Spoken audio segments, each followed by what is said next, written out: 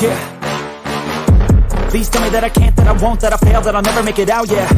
Please tell me all the bad, never good, fill my head full of every single doubt, yeah. Please say any negative thoughts, I pop off when I hear people say I cannot. I get off to the thought of proving everyone wrong, I won't stop to the top, so you better back off and get lost. I'ma stay loud, stay proud, never running out, never heading south. I'll be spreading out, call it word of mouth, can't put me down, I'll be getting loud. You can have your doubts, not what I'm about, have your fucking clout. It be raining now, I keep making sound, go another round, bitch I'm legend bound, can't stop me now. You don't wanna fuck with me, a slow burn like a disease. Just tell me that I can and I'll show you things that you couldn't believe. Just tell me that I can. Just tell me that I can. Just tell me that I can. Just tell me that I can.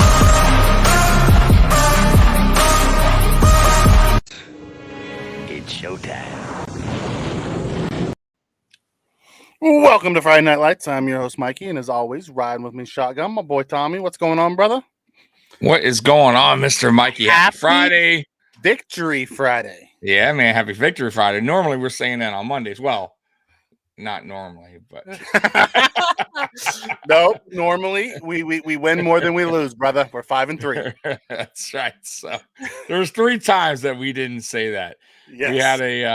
We had a non-victory Tuesday, a non-victory Sunday, and Monday. Yep. You know, it happens. So it happens. It does. It does. It does. So let me ask you this. We'll kick this thing off.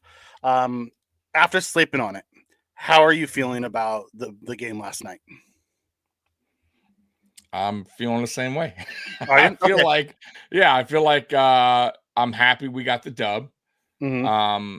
You know, I'm glad that, you know, the offense looked better in the first half. I'm glad, like, you know, something changed, at least for play calling, and Josh Allen seemed like he was being, you know, his handcuffs are off. He got to run a little bit. So I like what I saw early on. But I know there's a lot of work to do. But I will say, we talked about this on Monday when we did our preview show, and we were talking about the players only meeting. We were like, hey, if we don't see a difference in that first half, then I was all for nothing. And maybe that player only meeting that did light a spark in some of these players. And I'm glad they had that. So, and I think everyone else can agree with that. Whatever they said seemed to work. It seemed like the guys were, you know, had a little fire lit underneath them, and they came out and they executed very well in the first half. Second half, and I think that's more on coaching, but we'll get to that. What about you? I'll be honest. I feel a little bit better about the win today than I did last night.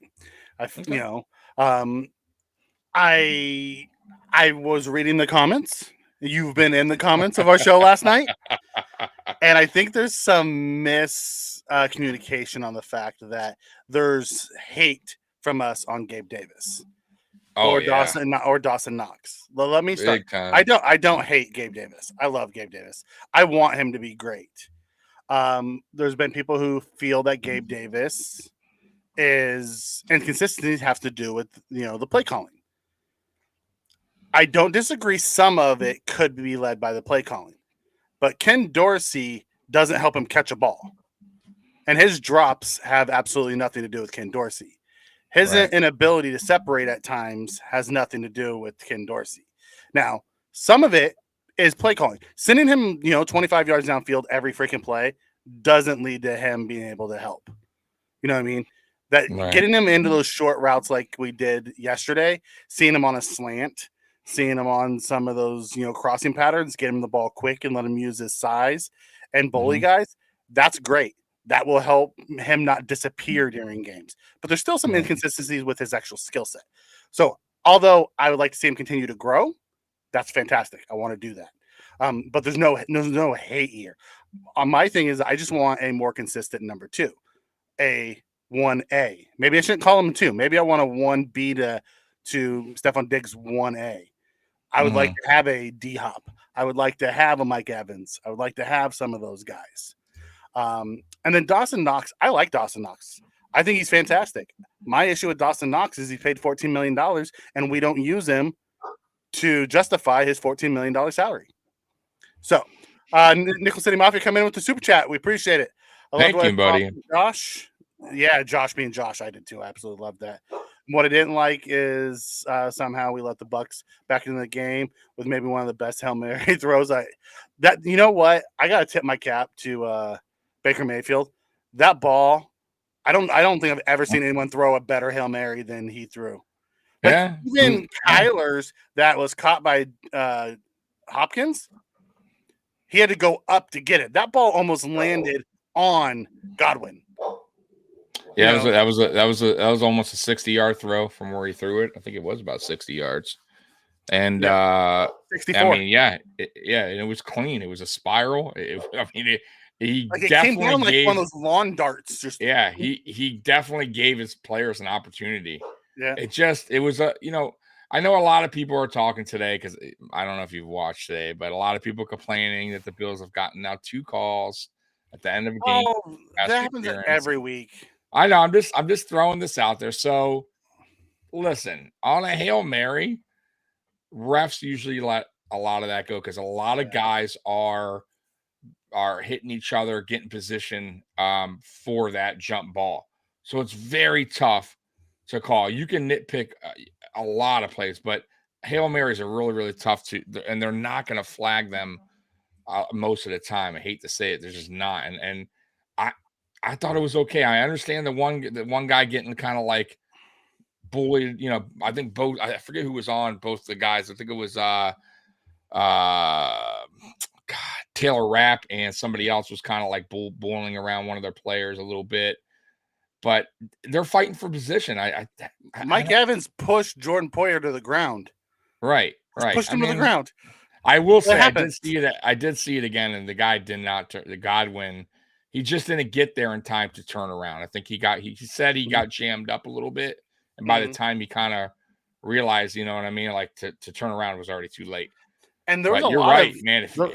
There's a lot of heat that's coming on to Godwin about not getting there in time. Dante Stallworth. Do you remember Dante Stallworth? Yeah, of course. He posted something out on Twitter that got something fell down behind you. That got retweeted, and he's like, you need to understand the way the plays are set up. You have your main jumper, right? You have your main jumpers that run down, and then you have your 2 rebounders. Their main jumper was Kate Otten, and then their 2 rebounders was Mike Evans and Godwin. So the fact that Godwin didn't turn around and catch it wasn't. That's not how the play was designed. So they had a chance. The sad part was they shouldn't even have had a chance. I mean, at the end of the day, we should never give them an opportunity to do it. When I'm watching that game, I'm like, it's like, Mikey, I'm like, that's why I never can stop. I can never, like, I always have to wait till the clock says 0, like pretty much all the time when it comes to Buffalo Bills football, especially because it just seems like our luck is like the worst sometimes, right? Yeah. The game's almost over pretty much. We have it in hand. By the way, I think they had 2 4th downs and long, and they got penalties on both. 3. They threw the touchdown on the 3rd one. Oh yeah, 3. So I mean, it's just like we just can't catch a break. Even the 2-point conversion was tipped. It's like we just can't catch a break as Bills Mafia, as Buffalo Bills, and I'm just like, what is going to go wrong next? And they almost had the Hail Mary. It's just like. It's so difficult. And like you said, it should have never came down to that. Like we controlled that game for 3.5 quarters. Like we absolutely controlled it. It was rough. It was rough at the end. I thought the first 3 quarters were fine. And then we just, a typical McDermott fashion, we let the foot off the pedal and let them find a way back in their game. And that's exactly what they did. It sucks we didn't pick up the first down, Mikey, and gave them the opportunity to even come down and try the Hail Mary because all we had to do to get the first down right there it was what, 4th and 2. We didn't get it. Yard short, we punted. I mean, crazy 12. What would they have? 20 seconds was it when they got the ball back? What was the time on that? When they initially got the 30 seconds back. 30 seconds? Yeah. And boy, they I mean, they did the exact right thing. They worked the outside of the field. They did what we Kansas City did. Yeah, it's McDermott's prevent defense. Right. Exactly. But let's be honest. On that 20-something play drive, I think it was like 20 plays, 8 minutes or something like that drive. We had 2 4th downs that we had stopped them that were given back by penalties. We had 2 missed opportunities to turn them over, and we missed 3 sacks. And then we also had a couple missed tackles on the play. So it's not like we didn't have a chance to close it out. Our defense just couldn't make 100%. Yeah, 100%. But they were on the field forever. That one drive was long, man. It was like what? Yeah. I think it was like 20 plays, something like that. Yeah, 20 plays, crazy. almost 8 minutes. I mean, that's wild, guys. That's wild. And it was a lot of I don't think the penalty before Jordan Phillips was a penalty. I thought that was a BS call. The contact. Yeah. I thought that was crap. But yes, I told you too, that penalty on Phillips was absolutely a penalty because we would have been screaming penalty. Josh, you better believe Josh Allen would have been like face mask. So just dumb. That's just dumb. That's how you cost a team a win, because if we would have lost that game, everyone would have been talking about Jordan Phillips' play, how dumb that was. But thank God it didn't happen, so none of us are talking really much about it. But it could have cost us the game. That one simple dumb decision, grabbing his face mask, could have cost us the game. And obviously, we know it shouldn't have came down to that. But I'm just saying, And Jason, it wasn't on the 2-yard line; it was on the half-yard line, which is even worse. It's so. The funny part about all that is they were throwing flags, but they held us on almost every one of those plays. Von Miller had Baker Mayfield's leg, but he couldn't bring him down because he was being held by the guy on top of him. Right. Yeah, so that's why I don't really. That's why I don't really complain too much when it sucks. The refs are going to miss calls, but it goes both ways, guys. I thought the Giants were holding as well the majority of that game, so I'm not gonna feel bad for them at the end when we got away with one. I'm sorry, it's just I didn't think it was pass interference. Anyways, that happens in everyone at every jump ball at the end. They're pushing each other around and doing all kinds of stuff. Yeah. I'm talking about the Giants one. Yeah, the Giants. I thought that was. Listen, it's gone against us and it's gone for us. That's what I mean. I'm not gonna. That game was crazy. I'm not gonna. I don't feel bad because there was a lot of holds that didn't get called our way. So yeah, it is what it is. Teron been getting used though. He's had a rough couple weeks, man. He really has. He's had a rough couple, especially in the red zone as well. Especially in the red zone. Yeah, they're attacking him. They are. Yeah. Because what's happening is they're setting up like they're going to go outside, and he jumps to the outside, and then they come back on that quick slant, and he's out of position. And they know how to get. They're putting a little bigger body on him as well. Yeah, I mean, even Godwin did it, and he's not real true. big. Godwin did, and Godwin's about. Yeah, that's true. The difference is we don't have any linebackers sinking to get in the passing lanes. Right. Yeah. So it's 1-on-1, and he's losing the 1-on-1 rep. Yeah, he's in containment. Can we get Henry and Hopkins? So it's a lot of money to get both of them. I don't think we have the money for both of them. It'll be interesting to see if they did talk to both of them, what the cost would be. You know what I mean?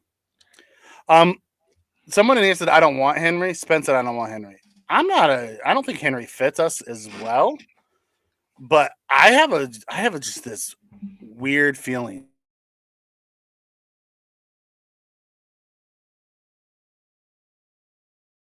with our goal line running backs. Right. They want the bigger body. It's still a problem. And trust me, you may not want him now, but if he did wind up getting traded here, you would definitely change your mind eventually in time. You might, after the first couple games, you're like, all right, you know what? Yeah, I kind of like Henry on this team. He's that kind of player. And the other thing too is I think Cook is a problem with pass protection.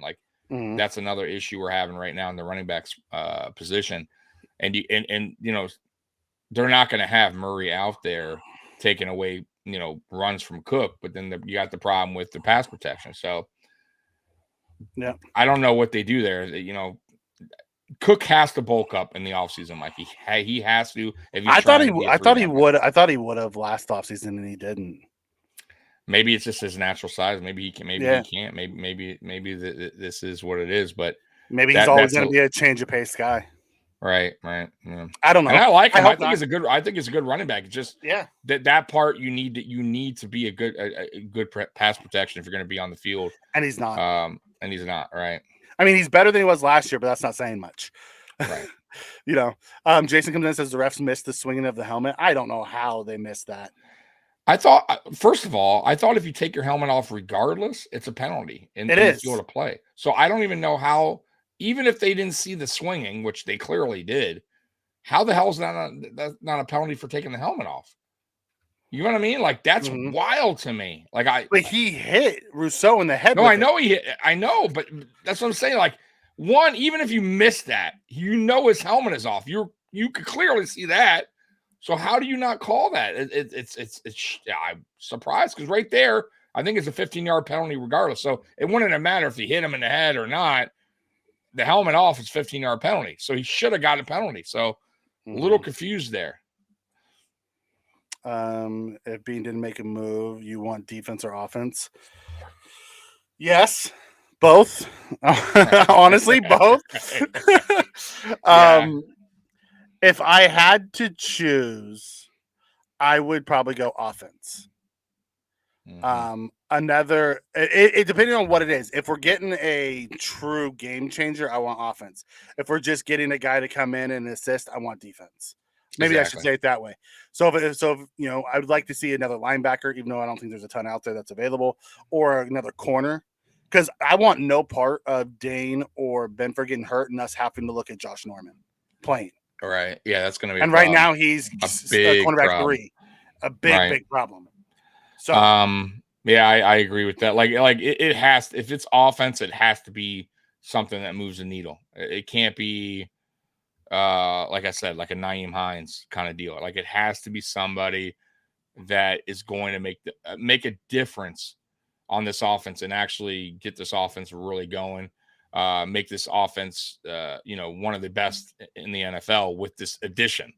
But I want both. Like Mike said, because listen, the corner is a problem. It's a big problem. The fact that he does not trust Kaiir Elam, he said it after the game. They asked him, Mikey, I don't know if you heard that. I did. Oh, what? Yeah, he was just playing all simple. We want guys out there that's going to make a difference or whatever. I'm like, wow, what a shots fired. So it's like, yeah, we need a corner then. I mean, you cannot go on a season with Josh Norman because, one, I told you, both Dane Jackson and Benford have been injured already this season.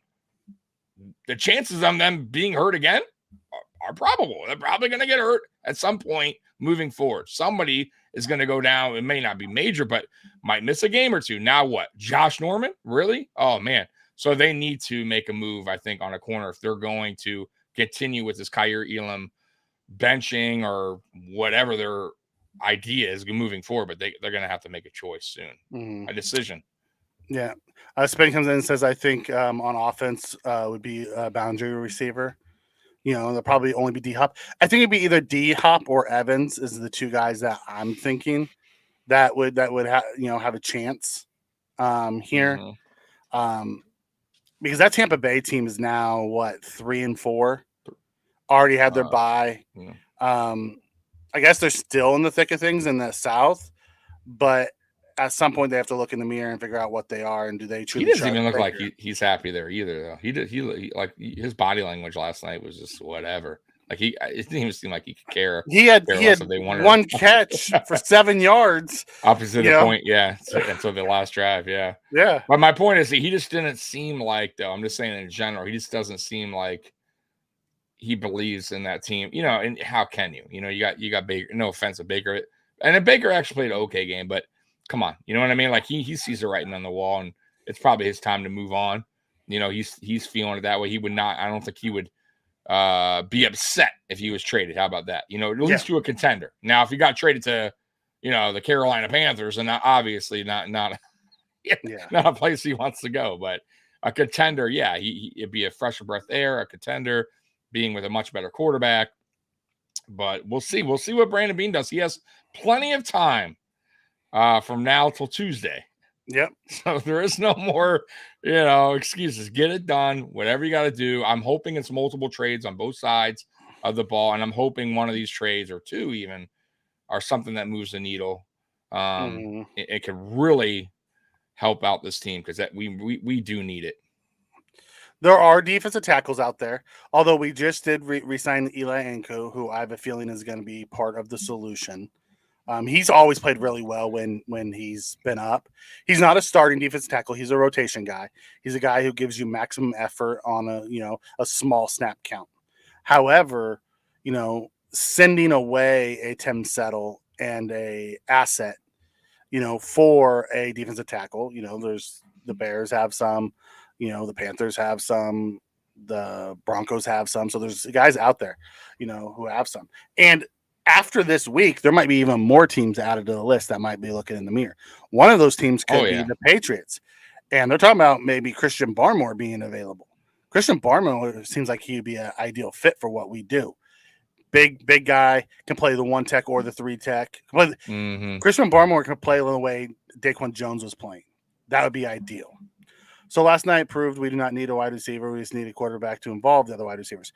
I don't even think it's that we need the quarterback to involve the other receivers. I think we needed the scheme and the play calling to involve the other receivers, because the difference between last night and the weeks before was Gabe Davis not running 30 yards downfield. He was running short routes, and Josh was getting the ball and distributing it out. I think it was the type of play calls that happened last night, the up tempo that happened last night that led to that. Here's the biggest problem, Jess, because we've seen Gabe have games like that, and then we've seen Gabe have monster games, and then disappear for 2-3 weeks. Right. So although I loved what they looked like last night, it's one game. Are you willing to sit on your hands and say, okay, we're good at receiver, hoping that's what you get every week? Or if you have the opportunity to get a D-Hop or a Mike Evans, you take that you take that gamble and you go out and you play the lotto, because at some point we're gonna have to push it all in, right? And trust me, you want it. And we're not talking about get rid of Gabe Davis. I don't want Gabe Davis to go anywhere. Like I said it last week when we talked about trades. I think it would be a huge mistake getting rid of Gabe Davis this year. He's on a contract year anyways. You might as well stick it out with him.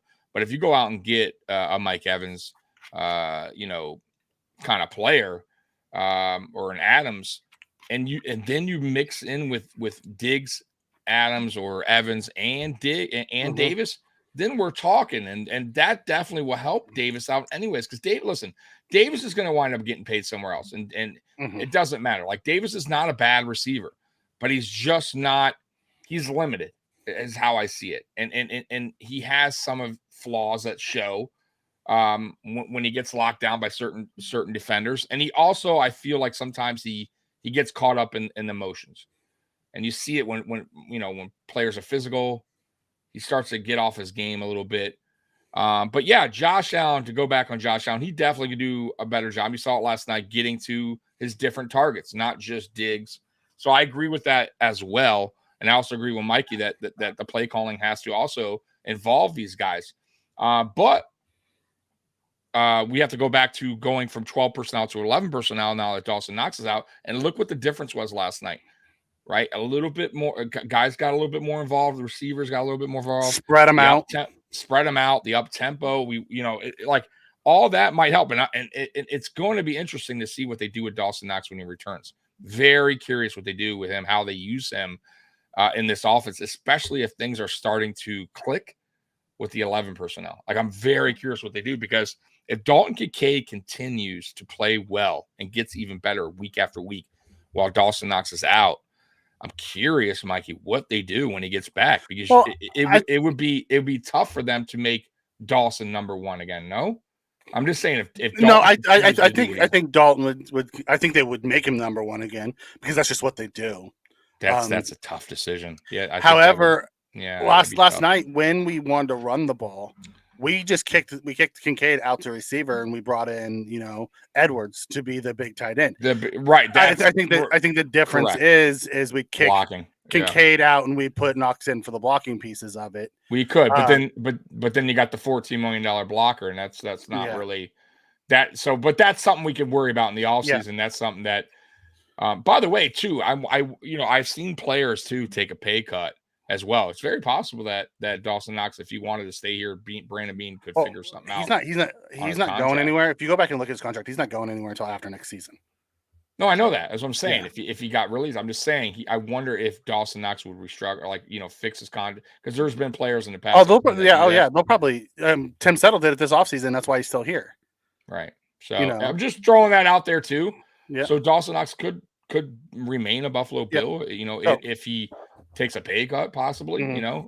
But that's just a suggestion. I don't Yeah. Let's hit Nickel City's question. Is Kyer done? The fact that Josh Norman was active over him. Did you say yes? We talked about this last night. I have a feeling Kyer's on his way out of Buffalo. I think he's going to be moved during the trade deadline. The fact that they made him inactive, I don't see how that relationship can continue moving forward. No, they called up a 35-year-old guy off the practice squad who is not in the league 2 weeks ago over him. Right, and didn't look good the last time he played anyway. So yeah, and the fact that McDermott, he was really quick with the answer as well. You know what I mean? He didn't stay on the conversation. He didn't say he could have said something like, but we still trust in Kyer. We still think Kyer can, be a part of this team. Like, he just left it at that. You know what I mean, Mikey? So clearly they're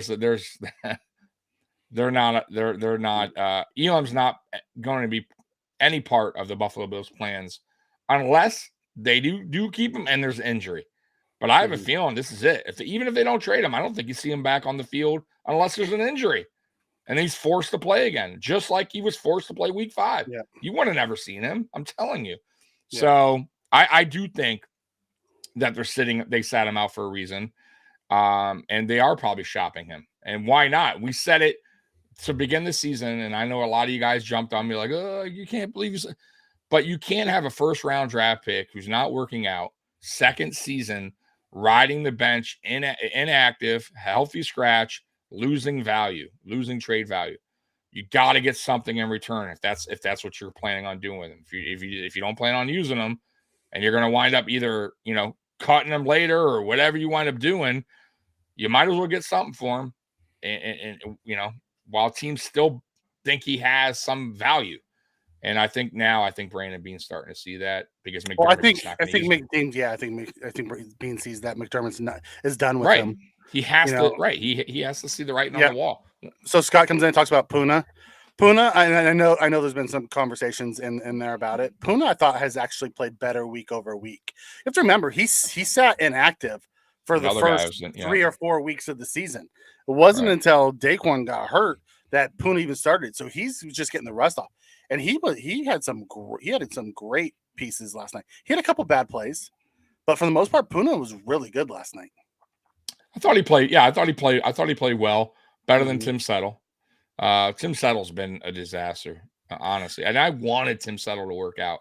I really did, but he's struggling. He's really struggling. Scott's like, I guess my fan eyes haven't been impressed because he's not Jones. I'll tell you, Jones was playing like one of the best defensive tackles in the entire league. It's hard to compare apples to oranges there. Like, Jones was a man on a mission. Like, that was a huge loss for us. Huge loss. Yeah. Yeah. I know they said they saw him back at camp, by the way, or something, wearing wearing something on his, Oh, Jones. Yeah, he's back in rehabbing already. Yeah. So that's cool. That's good to know. Yeah. So is Matt Milano. Steve West comes in and says, unpopular opinion. This wasn't a bad game. The defense played well for 3 quarters. Sure. Josh seems to have made progress. I agree 100%. It wasn't a bad game. It was actually 100%. A really good game. It was a bad final 8 minutes of the game. Yeah. And we said that, And it wasn't even the final 8 minutes. It was 3 bad plays. The 3 fourth downs. And that's what it was. There was 3 bad plays that shot us in the foot and that gave them an opportunity to win.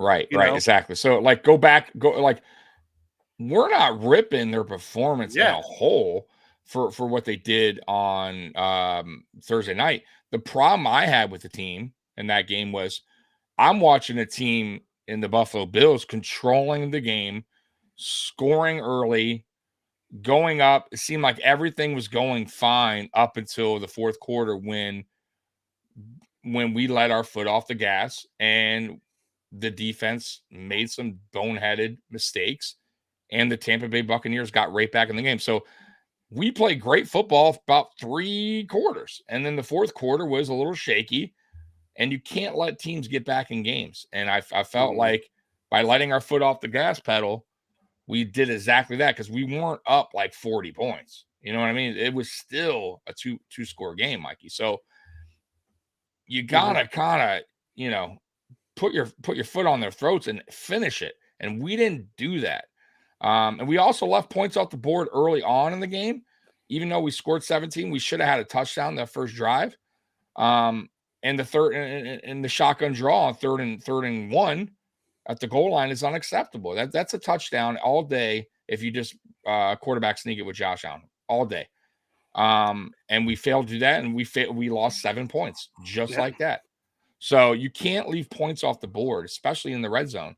So overall, it was a good game, except for the fourth quarter, in my opinion. And we got the dub. That's ultimately what matters. But it's the only thing that matters. Exactly. But we have to talk about the good and the bad. We can't just come on here like we got the win, great job, and everything's rosy, because I think it's a great step one to fixing what our issues were. Right. I think it's going to take a little while longer for this defense to sort itself out too. Like we used some dime last night personnel, and we saw Taylor Rapp play safety, and we saw Jordan Poyer come down and play linebacker. Yeah, came in the box. Yep. Yeah, came in the box, which was awesome. I'll tell you one thing: Jordan Poyer's the last couple of weeks, he started slow. He's been stepping up his game. Yeah, he has. He's playing on another level. Good. Yeah, he's been looking real good. It looks like the all-pro that we were hoping to see. He started out a little rough, but he's really starting to step up. He did, absolutely. And we need him to step up. Yep. We need and I think that's another thing that when they did the player thing, the player only, I think everybody needs to step up now. You know what I mean? Not just the guys filling in. I think a lot of guys that weren't playing up to their standard had to really look in the mirror and say, come on, can I do better? You know what I mean? Like including Josh Allen, by the way. We get a lot of crap on here about that. We don't give Josh Allen enough crap, and we don't say he played bad in this game. We're always saying, and that's simply not true. Like Josh Allen, we're well aware that Josh Allen has had some bad moments this year. Could play better. But overall, he's what makes his team go. And Josh is on. I'm sorry, I didn't mean to cut you off. No, Josh is on pace to have his best statistical season yet. Yeah. I mean, listen. I just think Bill's Mafia is a little too rough on the guy. I think they're a little too rough on all the guys. Well, no, I'm one of them. There are specific guys, just like us. We're specific on certain people too, that we kind of go a little bit more harder on them than any other player, and it is what it is. But no, man, I think Josh Allen overall, except for that first week, has had a good season. Man, has he had a Josh Allen great, like unbelievable, like what we're like, just can't believe what he's doing out there season so far? No, but I thought he's had a good season. I don't think there's anything that except for the first game that's been like, damn, Josh is just not Josh. He's throwing interceptions. He's going to throw interceptions, guys. He's going to have some turnovers here and there. And if you guys want what you're saying you want back, which is let Josh be Josh and handcuff, take the handcuffs off, guess what? It's going to come with some turnovers. So I'm just letting you know you can't ask for that and then also be like, ugh, right? You can't expect him to be perfect. He's just not the player he is. Right. He's a playmaker, right. And when you have a playmaker quarterback, you have to take the good with the bad.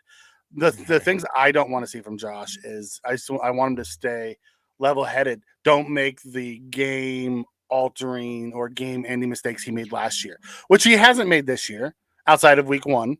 Right, exactly. Like all his interceptions and stuff that happened. Some of them were fluky, You know, like I could think of like 3 or 4 that were like, come on, guys, that shouldn't have been a pick.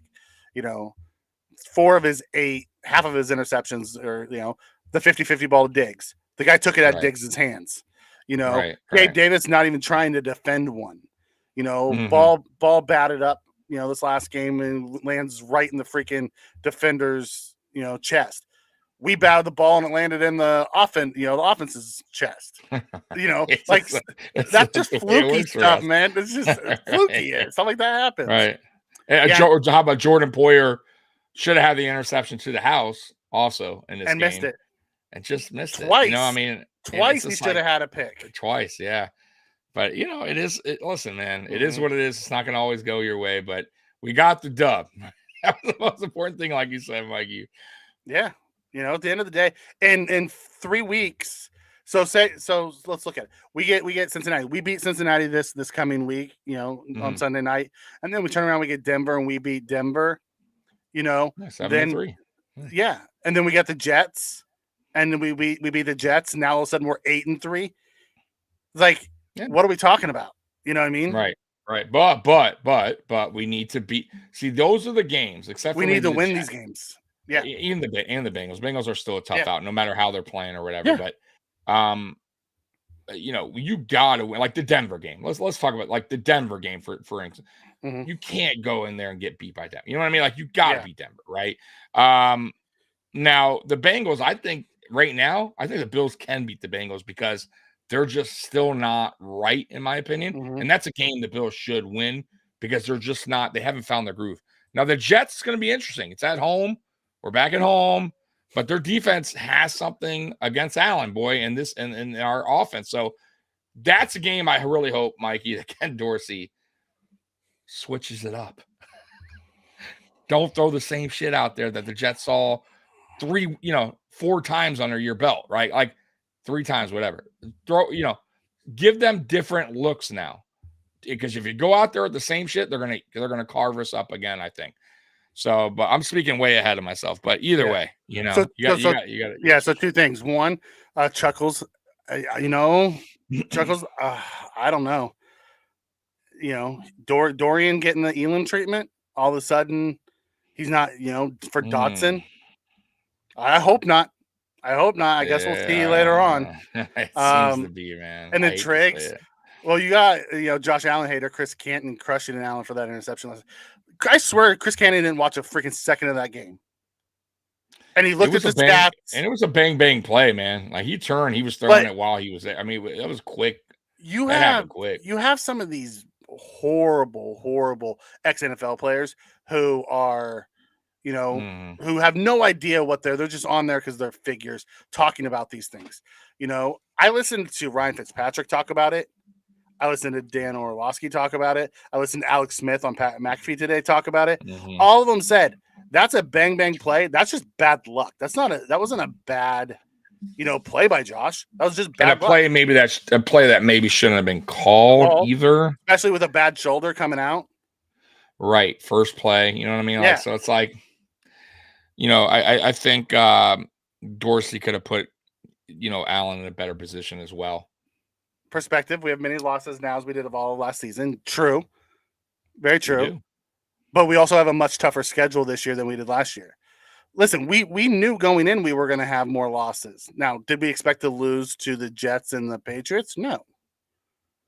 I didn't see that coming. I didn't think we were losing the Jags either, I'll be honest with you. I thought we should have won that one too. But I mean, it is what it is. But that doesn't mean we can't correct things, fix things, get some trades going, hopefully, knock on wood, and have this thing fixed and corrected by the time the really tough schedule, because really the tough schedule is coming up, Mikey. I mean, we really haven't gone through the the tougher part of the schedule yet. So let's hope that all this stuff's behind us. Tougher part of the schedule based off of early or off of preseason rankings.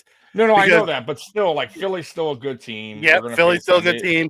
You got Miami's last week of the season. Who knows what that's gonna, if that's gonna be for the AFC East? Who knows?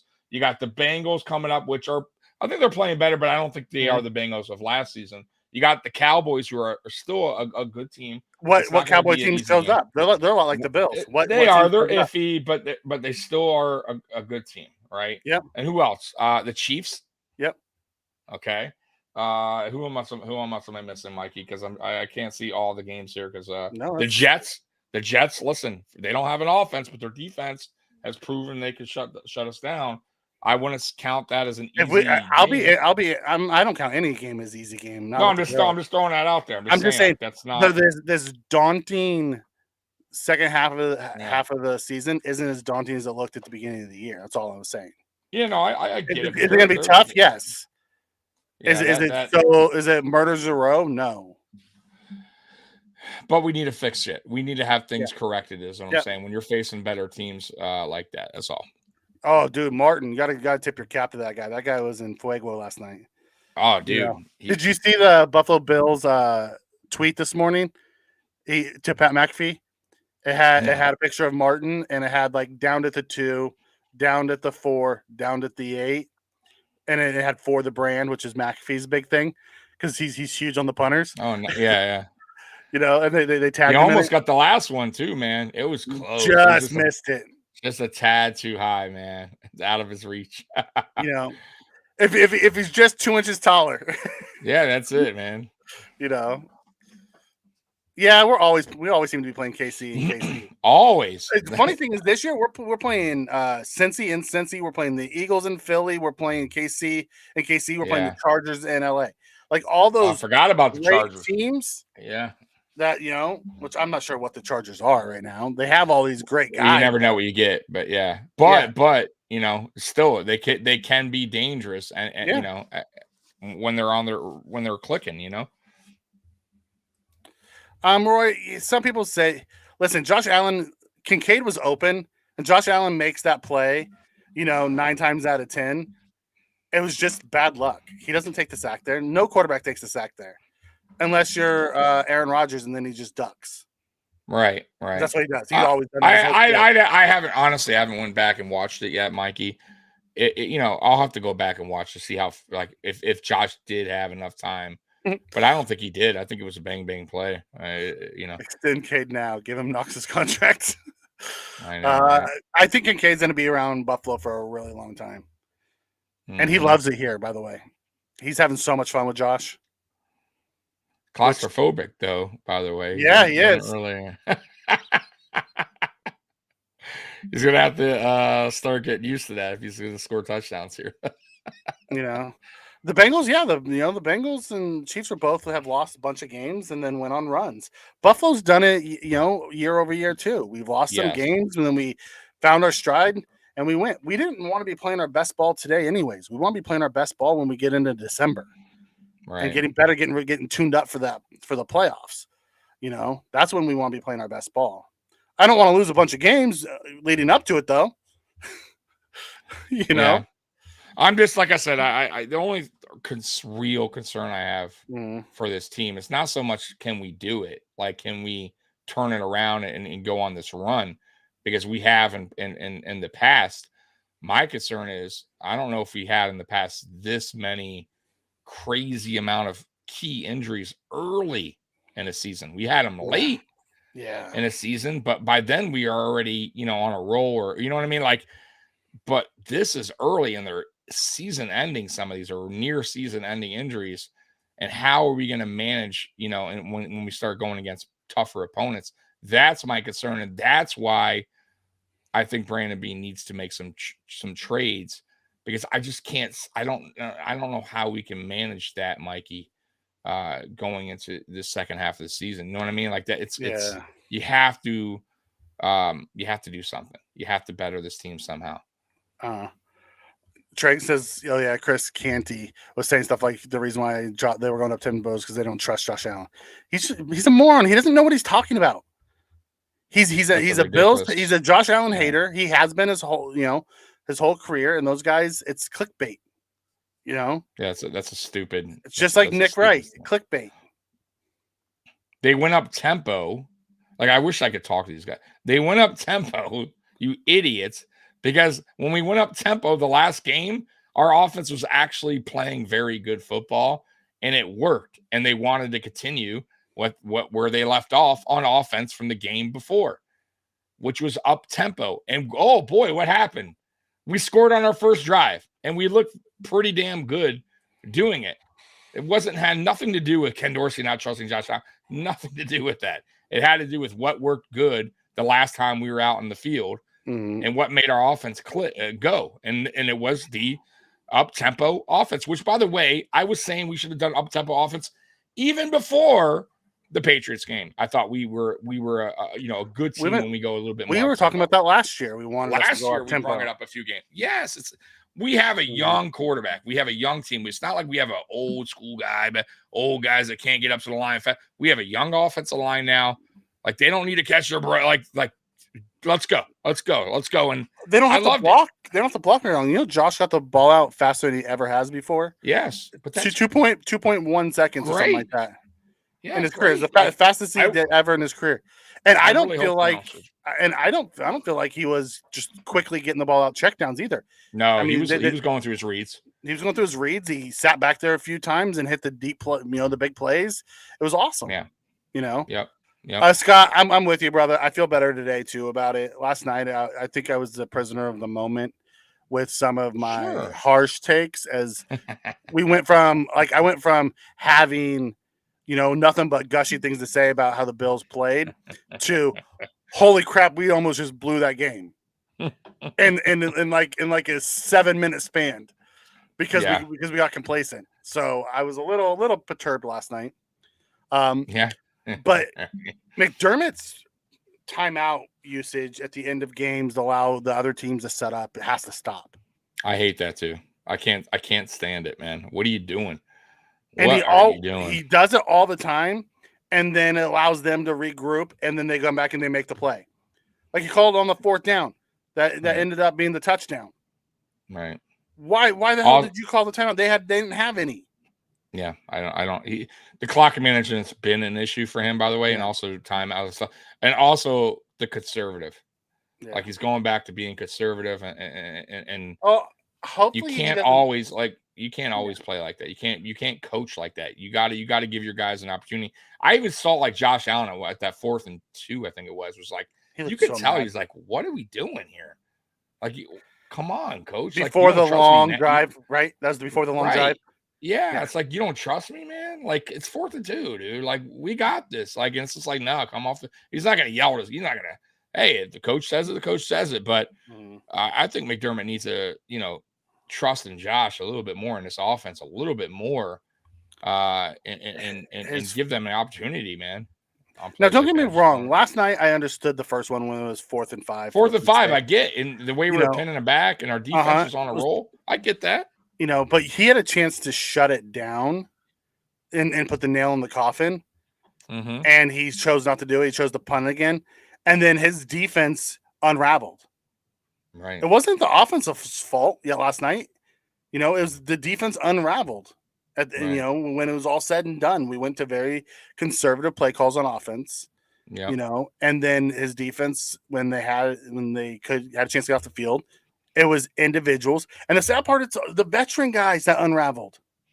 Yeah, that is true too. Yeah. Jordan Jordan Phillips. Right. Jordan Phillips, Teron Johnson, he's a veteran guy. Yeah, he's having a rough 2 weeks. He's definitely having a rough 2 weeks. Yeah. He likes this mini bye week, trust me. Oh, listen, he's the same guy who said he'll take Herbert over Allen. Oh, well, there you go. Yeah. You can't listen to dummies. So it's like listening to Bart Scott.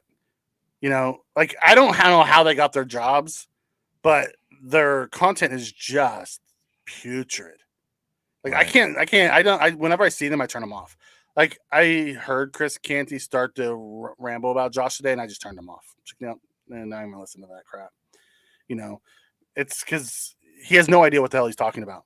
Listen to the quarterbacks who play that can explain it to you, not some, defender who has no idea what the quarterback's responsibilities are. Right. Who has a narrative of Josh Allen already and has had for a long time and is trying to defend his narrative.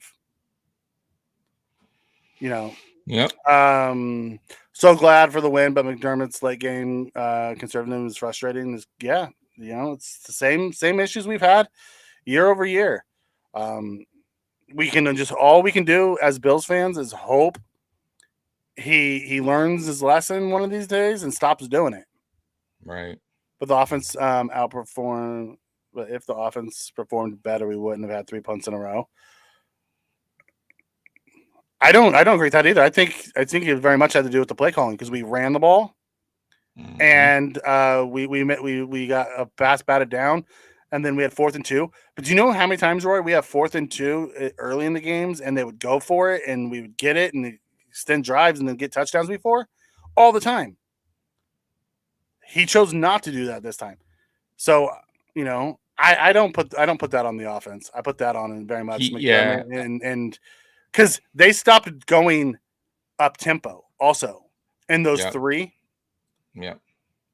So I think once we established the lead, that McDermott thought we could just ride the game out, which is how I felt. And he's like, "Hey, let's not do anything crazy here. Let's be conservative. Let's not turn the ball over and give them an opportunity.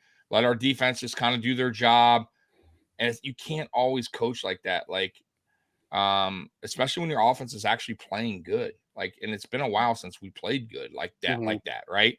Let your offense continue what they're doing and pile up the points because you never know what's going to happen late in the game. And look what happened. We almost lost. So, no, I think that's more McDermott. Just, we went up. We scored our first series in the 3rd quarter, and then we just totally said, I feel like he shut the offense down almost. It wasn't even that. So what happened is after we scored the first one, we had another one, and then Josh tried to force feed Diggs a little bit to get him going. And it was a quick one. We punted it away. We came back, and then we started getting the other guys involved. We moved it. Yep. Because you also have to remember, we had great returns on those that got negated by penalties that pushed us way back into our own. So we were flipping the field. If we would have got the ball at the 50 and we take the same amount of yards, we get in the end zone. I mean, we were getting pushed back. I didn't see the urgency on the. I didn't see like the up tempo. I just saw. Yeah, we didn't up tempo. We slowed it down. I saw a slower pace. Just let's kill the clock. Kind of, let's just get through this game. Get out of here, right, with a win. And I mean, sometimes it's okay. And we still, but I'm saying we still we weren't up enough. And I know that, but I'm just saying we weren't up enough to play that style of football. If we were up 40-20 or something, I get it. 37-20, 37-10, whatever score. You know what I mean? Like, fine. You could kind of ease off a little bit, kill the clock. You know what I mean? Like, but we were only up, Mikey, so much. Two scores in the 2 scores is not. That's not a crazy. Yeah, it's not crazy. So I just didn't like that part of the game plan where we switched, where we just kind of like let's all right, we're good here. There was just no aggressiveness. We became conservative, and there was no aggressiveness from the offense or McDermott and the coaching staff. They didn't have that killer instinct yesterday. But I want to hit on Chuckles' comment here. The problem was we were forcing Josh under center. No, we haven't been forcing Josh under center. We wanted Josh to go under center more. He's better in the shotgun. I agree he's better in the shotgun, but you can't be in the shotgun and be a 12 personnel team. If you're going to be a 12 personnel team, you have to be under center.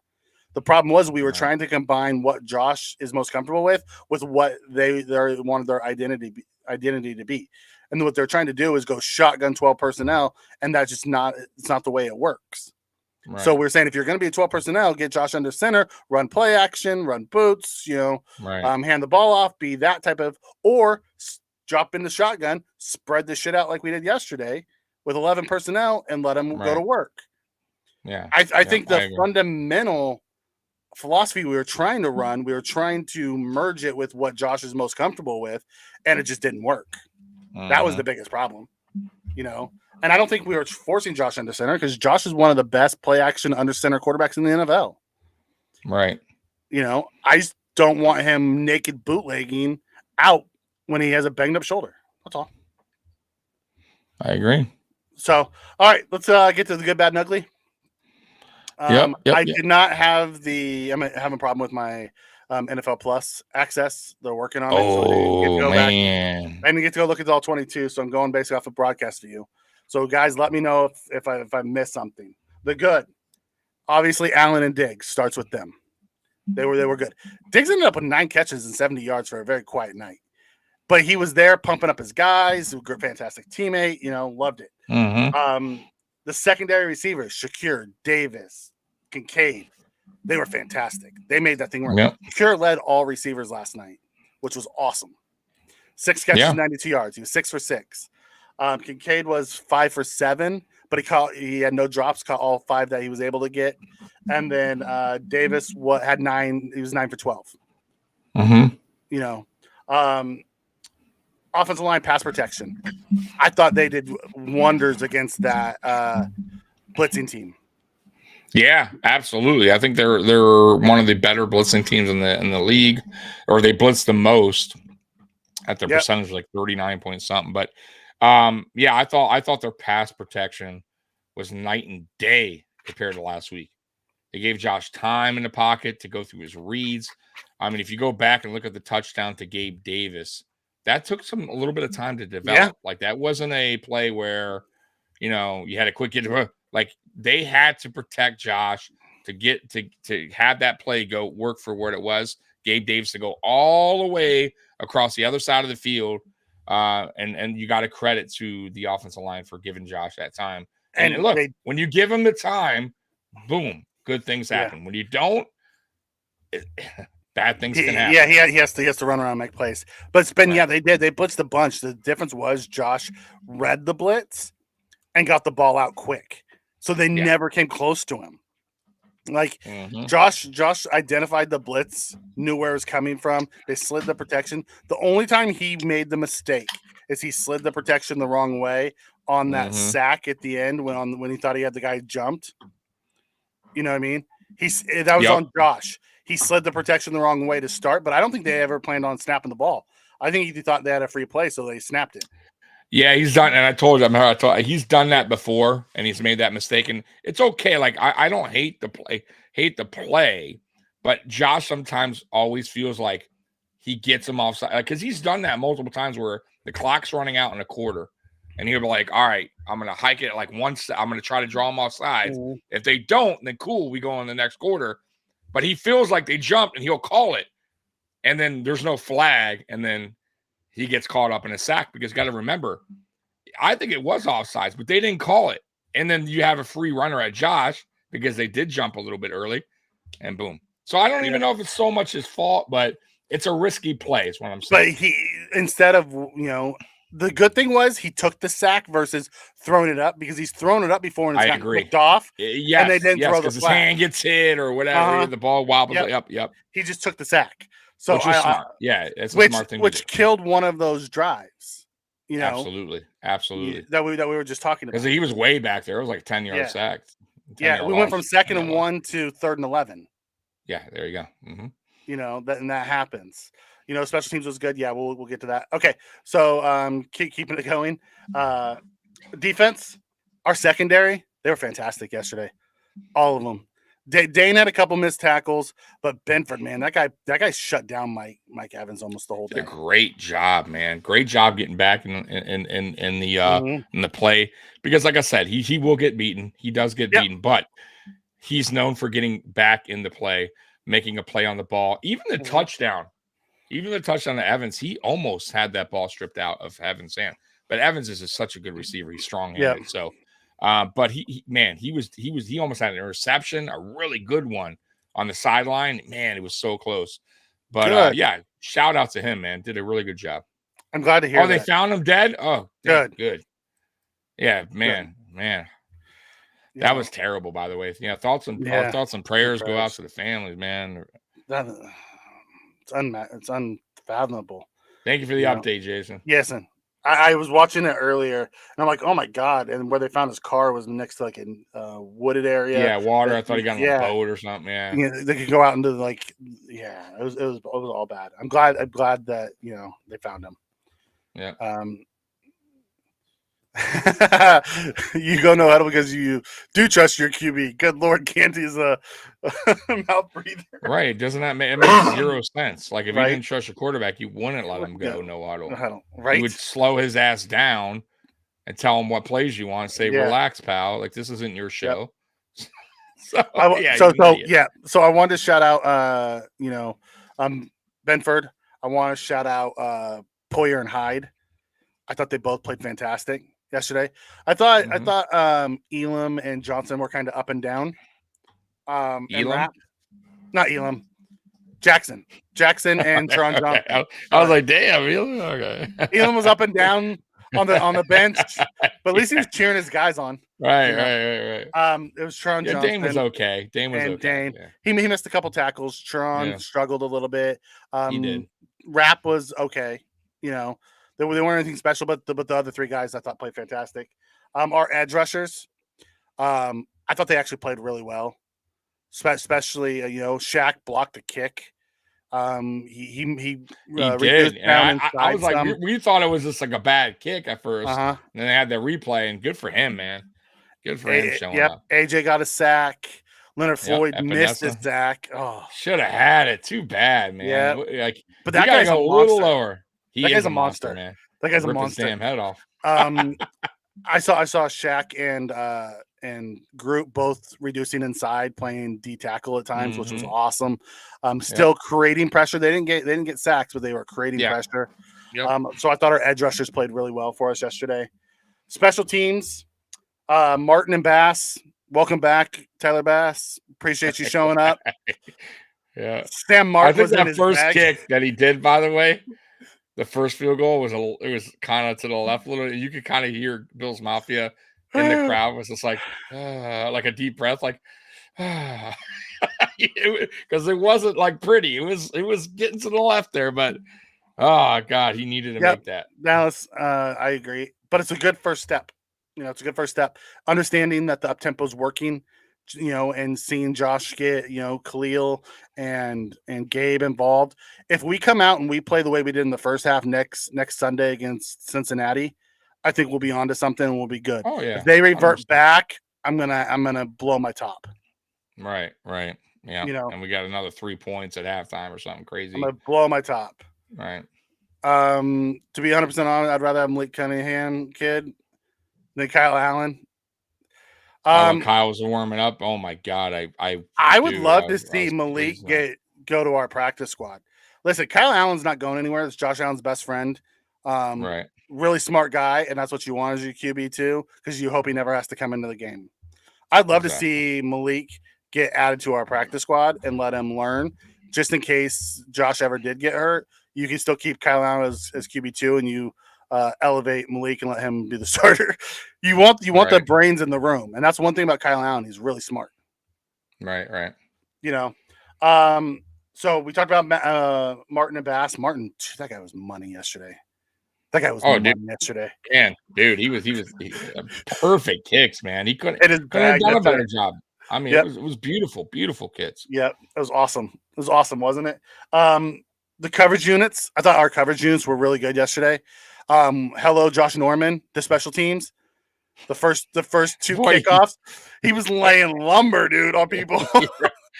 Good for him, though. I don't think he's a very good corner now. He was. He once was. By the way, I'm not dissing the guy. The guy was once a very, very good all pro. Yeah, in this league, but obviously he's 35 now. It's his time. He's a shell of himself. But it was almost like, hey, man, I've been out for a while. I just want to hit somebody, coach. Let me just get out there. And he did too. He hit the guy so hard that they stopped returning him. Yeah, they even did the fair catch. We're good, bro. Don't send Josh back. Norman's out here headhunting people. Right. But yes, please hit that like button. We appreciate it. Thank you, Daniel. Yep. I could care less about who our backup quarterback is. Me too. Yeah, I could care less. As long as he helps our starter get ready, that's all I care about. And then Hardy. I wanted to take a minute and shout out Hardy's return. Yeah, he had a couple really good returns. Too bad they got called back because he put us in really good field position. I thought he had the one that wasn't. He had the one that wasn't when he caught. It was like a line drive punt. Yeah. And, that was really good. Man, he was making dudes miss left and right, man. I think if he cut it to the left at the end instead of cutting it back to the right, he had that. I think he went to the wrong spot, man, because Yeah. it was there. Like, but man, I'm not unless there was a guy that was outside of our picture. Right. But it just looked like, for me, regular time, I'm like, oh, if you would have went, it'll just look like, man, there was open field right there. Yeah, you just had to go with that. But it was a great return. It was a great return, and then he had two other ones that got called back. I know. It was the best I've seen him look so far, which is good, because if we can turn him into a weapon at the punt returner, that's awesome, because he'll set us up with good field position, and that's what we 100%. 100%. Coaching, I'll give it to Dorsey. Outside of the stupid, rollout play and the half-yard line quarterback or non-quarterback shotgun draw. I appreciated his up-tempo game plan and unleashing Josh. The second play of the game, design quarterback run, the first one of the year. It was cool. Right. Yeah, it was crowd was into it. He was into it. Yep. Second play of the game, bam, right out to the QB run. It was awesome. And then McDermott's game plan up until the fourth quarter, I really liked his game plan. He what they were doing, I liked. I loved the dime look that he brought in. The last fourth quarter, he got a little conservative, and I didn't like that. But outside of that, I got to give him credit. He's done a fantastic job this year. Yeah. Especially with as many guys as we're missing, and he's still making chess moves to set us up. Hardy was an all-pro. Good to see him show yesterday. Yeah, but the difference is he was an all-pro in 19, I believe. And, he needed a couple injuries and stuff like that. Yeah, not only that, but they stopped using him as a punt and kick returner, and they started using him more on offense. So it's been a couple of years since he's really been that guy. So it was good to see him do it. Yeah, too bad his best return it did. Yeah, got negated for a hold that happened behind the play, which is so dumb. I hate those penalties, by the way. Yeah, they're the worst. Too. Okay, the bad. The second half aggression for the offense. I need to see us close them out, get that killer instinct. And I don't think that from the players, from the philosophy. I thought the philosophy, we slowed it down, and we didn't go super, we didn't go for the kill. I want to see us go for the kill. And we better go for the kill against Cincinnati if we get the chance.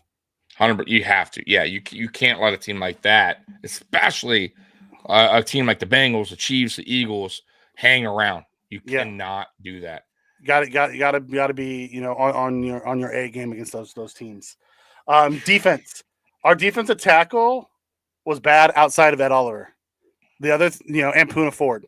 Ed Oliver, Poona Ford had good games. Settle and Phillips, not so much. Bad penalties. And Phillips penalty, man. Actually, Phillips had. What's crazy though, because I saw some highlights of Phillips. He actually didn't really play that. He had some really good plays where he put pressure on the quarterback, but he just. I can't. It's the penalty was so unexcusable that you have to put him in the bad because he almost cost us the game. But honestly, though, going back and seeing some of the film on Phillips yesterday, if you go back and watch, Settle was just that bad.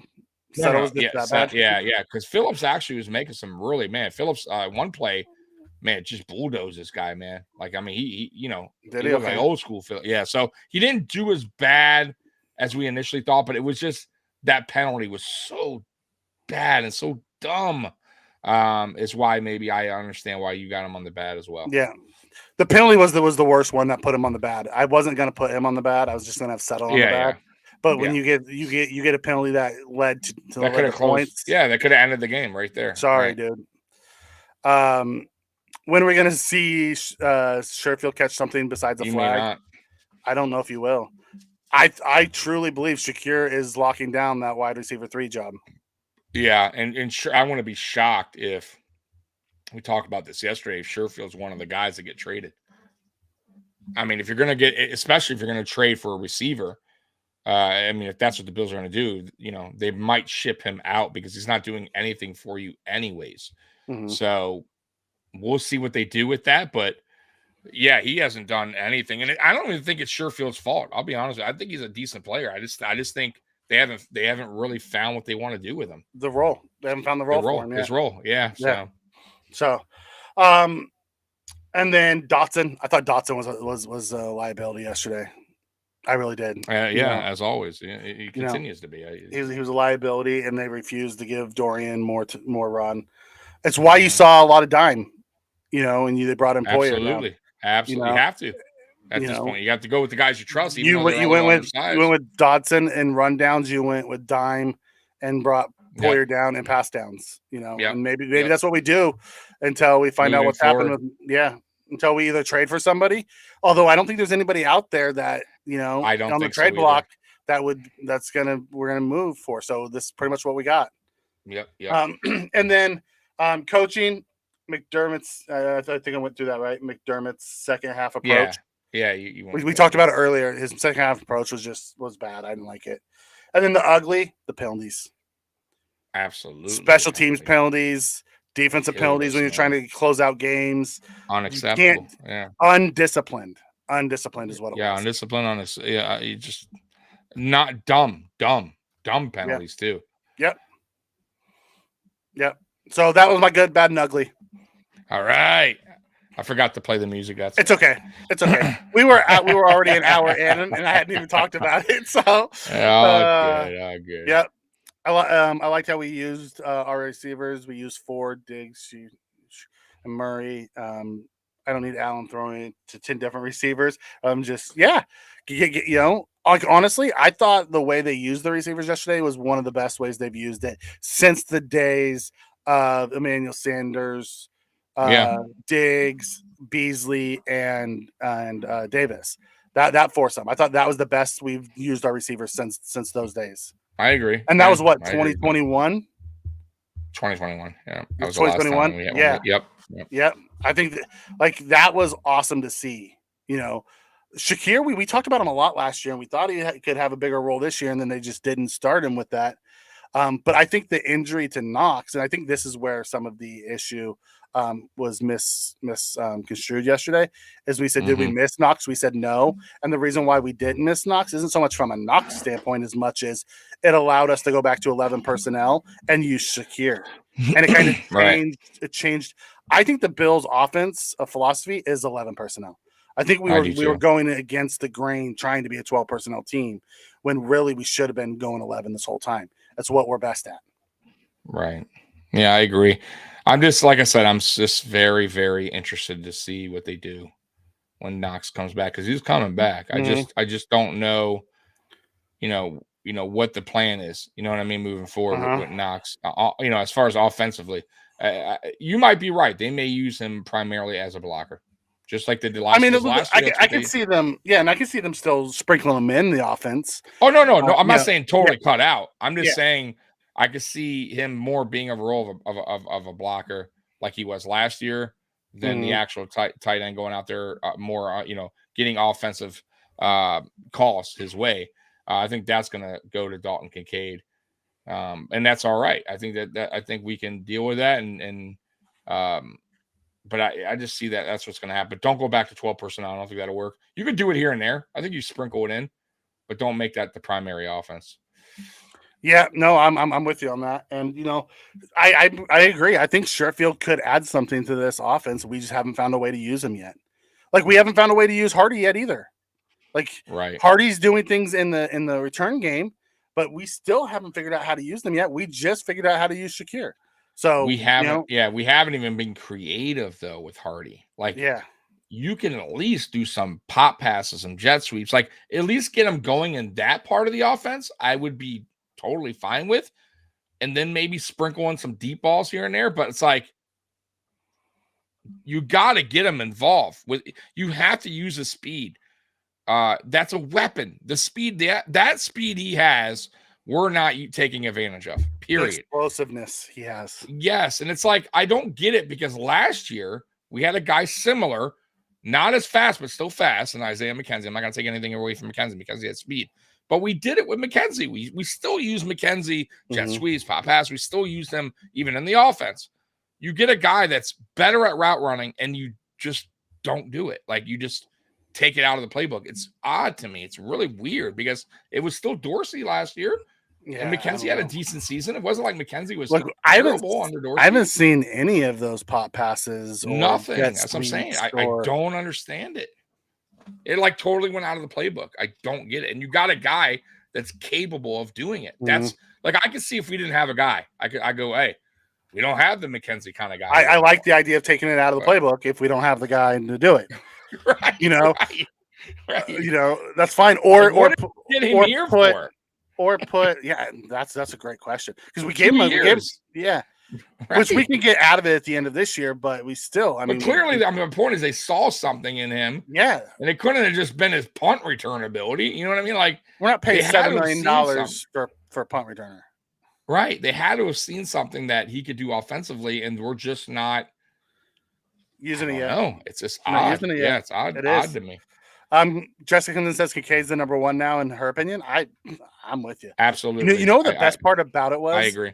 You saw Kincaid actually running the route trees, getting deeper, and you got to see why he was the first round draft pick. You know, how smooth he is in and out of his breaks, his body control, his hands, you know, his run after the catch. Like, you saw everything that Bean saw when they moved up to get him. Right. And why they wanted him so bad. And in the slot, he was just running those short little hooks, and you know, like, you didn't see any of that stuff. Like, very basic. It wasn't really showcasing his abilities. Yeah. When we initially, you know, and then last week and this week, you're starting to see them showcase, you know, him a little bit more and what he's capable of doing, because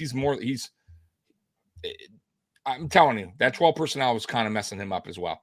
And now you're going to start seeing them use Kincaid more, open him up more as far as the route tree goes, have him go deeper. I can't wait, man. I think it's going to get even better as the season goes on and as Allen starts to get more comfortable with Kincaid as well. The Toy Story Dawson Knox video. Oh, I saw it. Did you see that? That's funny, man. I missed it. Oh, it's funny, dude. I'll have to go back and watch it. I'll have to go back and watch it. It's fine. Yeah. Denver's a Monday night. Why do we keep playing shitty teams on Monday night? You know, I don't know. You know, it'll be interesting. Like, I think our next 1 p.m. game is the Patriots. Everything else is, you know, the late window afternoon game. That's the national game or a primetime game. Oh, that's it. In case you. I'll show. It'll rewind itself. Yeah. I don't think I want to play with you anymore. That's a great one. yeah. That's a funny one. That's great. But, you know, it's one of those things. You know, it was at the end of the day, 6 weeks from now, when we're in week 14, 15, when we're at our bye week. You know, 15 week, you know, it was 6 weeks to be 14? Week 14? We're week 8 right now, right? So 6 weeks to be week 14. Are we going to be thinking about, oh man, we barely squeaked by Tampa Bay? We're going to look at the schedule. Nobody will think about. Of course not. Yeah, of course it's just going to be a W, and that's all that matters. Stack the W's. 100%, like you go and you play that exact same game against Cincinnati, and we walk out of there with a W. No one's going to give a shit. It's going to be about the W. No, I agree. Same thing with Kansas City and the Eagles. You know, where I want to be clicking on all cylinders is, you know, week 16, 17 going into the playoffs. Start clicking then. Get hot. Right. Up until that, keep you know, tweaking it. Get the W's. I don't care how you do it, just get the W. Right. No, we're not acting like he's trash. That was just a funny video. Listen, Dawson is an above average tight end in this league. Yeah, no, we're not. I played the video because I thought it was funny. Somebody asked to play it, but no, I don't think. Listen, I respect the hell out of Dawson Knox. I said it a million times on here. I think Dawson Knox, great dude. I think he's a great teammate. He's a good football player. He's a good football player, but his problems are still dropping passes, and it's been his problem since his rookie year. He got a little better in year 3, I think it was, or year 2. I forget what year it was when he had the 8 touchdowns, and you kind of saw, you know, and that's why he got the contract, by the way. But he's kind of declined back to that. Also, the injuries are just, it seems like they're piling up on him. So I don't think he's trash at all. I just think what they paid for him he's not giving the value back. And I think that's a fair thing that, fair to say. Right. Assessment. Like I'm not knocking the guy. I just don't think you go around, look at the league at other tight ends, make a top dollar, see what they're doing out there. And it's not what Dawson Knox is doing. You know what I mean? So he needs to earn it. And there's other guys too that's not earning their contracts, right? Like it's not just Dawson Knox. I'm sure there's around the league, there's guys that got paid in that but it has to be talked about, and you got to be real with your players. And so right now, Dawson Knox is not living up to the contract that they gave him, the extension, and that's all we're saying. And they drafted Kincaid. He's the tight end, and he's making plays. So yeah, we're gonna have to eventually talk about who's going to be tight end one moving forward. And if Kincaid continues to play the way he's playing and how we all feel like he's going to be in this league, it is what it is. Kincaid is going to be your number one. That's not a knock on Knox. It's just Kincaid is a better right now, or probably will be a better tight end as far as receiving goes. Maybe not blocking. Maybe he'll never get to that level as Dawson Knox, but we need a playmaker right now, not so much a blocker. You know what I mean? So that's how I see it. Dawson Knox will start on probably three-quarters, maybe half the teams in the NFL. Right. Yeah, Dawson Knox will start on half the teams in the NFL.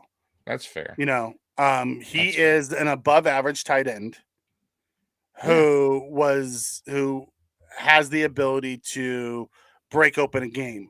He's just not consistent, and he's always banged up. And by the way, who was a project player to begin with? We're going to be real here. That we hit on. That we hit on that, and we also not only did we hit on that, we made better because he did need work, and we were patient with him, right? Because a lot of people were tough on Dawson Knox to start off for his first 2 years, I believe it was, and we were patient with him. We worked with him, and he got better because of us. Like he learned how to play tight end better. But Dalton Kincaid, don't get it twisted, is a first-round draft pick who was supposed to be going in the top 10 or top 15. And we got lucky where we got him, and we still had to trade up to get him. So it's just a different kind of player. Kincaid, he proved himself, I think, a little bit more in college that he can be the guy. And Dawson Knox was on a team full of talent and didn't really get the opportunity until he came to Buffalo. Remember, he didn't even score his first touchdown until he came to Buffalo. So just throwing that out there. Dallas Goedert doing well. He's Spen's asking outside of, Ingram for Jacksonville has been doing really well. I'd have to look at the list. I mean, Kyle Pitts. Kyle Pitts, yeah. Kyle Pitts, Kyle Pitts is actually doing better than George Kittle. Right. Higbee playing pretty solid in LA. Yeah. Cole Kmet's been coming on in Chicago. So it's just one of those things. Like I said, I think Dawson Knox starts for probably half or a little bit more of the teams. Yeah, that's fair. Pitts is a wide receiver. If Pitts is a wide receiver, Kincaid's a wide receiver. Exactly. That's and he is. I think Kincaid's more of a hybrid. He's a hybrid tight end / receiver. And I would say that same for Pitts. I think Pitts is a hybrid as well. Yep. So okay. All right. What we got left on tap, Tommy? All right. So tomorrow, Fantasy Kingdom is going to be at 1:00 instead of the normal time at 2. And then at 2:00 is going to be live. We're going to be doing the play-by-play watch along for the Tyson Fury Francis Ngannou fight. So that's going to be fun. And then at 6:00 is AFC East Shakedown. That's going to be on Sports Jedi Network. I'll post that link on my YouTube channel. So just look for that, where to go. And then that's it, really. That's all I got, man. Before we get out of here, well, that answers Dallas's question. He said, "Hey guys, I'm sorry I missed it. Why the offense slowed down in the second half? Do you think? I think they just got conservative.